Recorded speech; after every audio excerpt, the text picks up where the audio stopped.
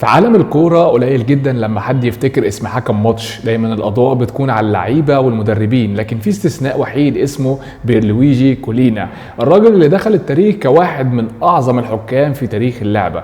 شكله المميز، شخصيته القوية، وعدله في الملعب خلوه أسطورة مش بس بين الحكام لكن بين اللي بيحبوا الكورة. فتعالوا نحكي قصة حياته ونتعرف عليه بشكل أعمق ونشوف اللي وراه. فيلا بينا. يوم 13 فبراير 1960 اتولد كولينا في مدينة بولونيا شمال ايطاليا، ومن صغره كان مختلف عن اي حد حواليه، كان دايما عاقل وذكي وعنده شخصيه قويه حتى وهو طفل زي اي طفل ايطالي. كان بيحب الكوره جدا وكان نفسه يبقى مدافع كبير. في المدرسه الثانويه كان بيلعب في مركز الدفاع وبيتميز باسلوبه القوي وتنظيمه لخط الدفاع. كان دايما يقول ان الدفاع مش بس شغلانه عضليه، ده كمان محتاج ذكاء. لكن القدر كان شايل له دور مختلف تماما.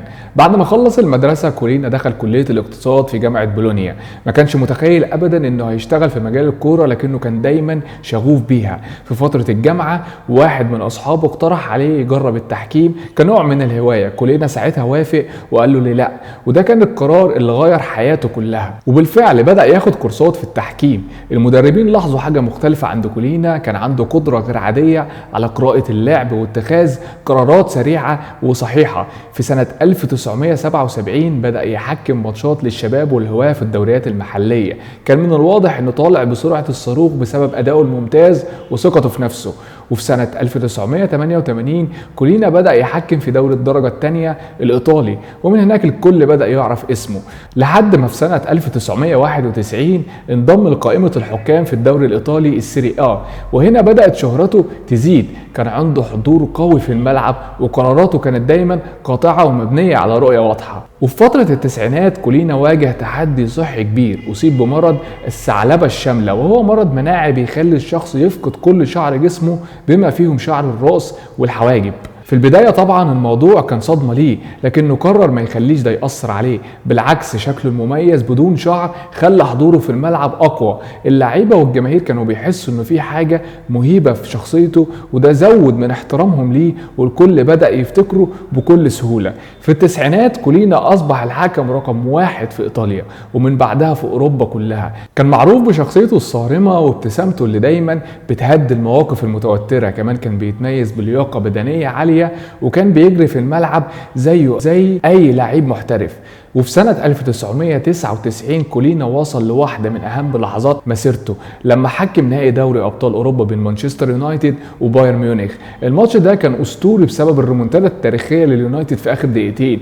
كولينا كان حاضر بقوة في الماتش وحافظ على هدوء اللاعبين رغم التوتر الكبير، وطبعا كان حاضر بحزم في اللحظات العصيبة. اللحظة الذهبية في مسيرة كولينا كانت في سنة 2002. كولينا اختير إنه يحكم نهائي كأس العالم بين البرازيل وألمانيا، وده طبعا أكبر شرف ممكن يوصل له اي حكم. الماتش كان مليان نجوم زي رونالدو، رونالدينيو وريفالدو وكلوزا واوليفر كان، وكولينا ادار الماتش بمنتهى الكفاءة. قراراته كانت دقيقة وكان مسيطر على كل لحظة في الملعب. والماتش خلص بفوز البرازيل بكأس العالم 2002 بنتيجة 2-0 بهدفين من رونالدو الظاهرة. وبعد الماتش الكل اشاد بادائه، واللعيبة نفسهم كانوا بيهنوه على مستواه الرائع. في سنة 2005 كولينا كان من 45 سنة واضطر يعتزل التحكيم بسبب قوانين السن، لكنه ما بعدش عن الكوره واشتغل مستشار تحكيمي للفيفا والاتحاد الاوروبي. كان ليه دور كبير في ادخال تقنيه الفار وتطوير التحكيم في العالم كله. كمان عمل حملات اعلانيه كتير، وكتير من الجماهير كانوا بيعتبروا وجوده رمز للنزاهه والعدل. كولينا كان مختلف عن اي حكم تاني، كان دايما قريب من اللاعبين وبيعرف ازاي يحتوي المواقف الصعبة. صوته العالي ونظراته الحادة كانوا كفاية يسيطروا على اي خلاف في الملعب. كان دايما بيقول ان الحكم لازم يكون عادل وقوي، لكن كمان لازم يحترم كل اللي في الملعب. طبعا في لعيبه كتير اشادوا بيه، منهم زين الدين زيدان، واللي قال عنه كولينا كان حكم استثنائي. لما يكون في الملعب تحس ان الامور تحت السيطره، كان بيعرف ازاي يتعامل مع اللاعبين بحكمه وذكاء. ديفيد بيكهام كمان قال كولينا هو افضل حكم شفته في حياتي، كان دايما واضح وحازم.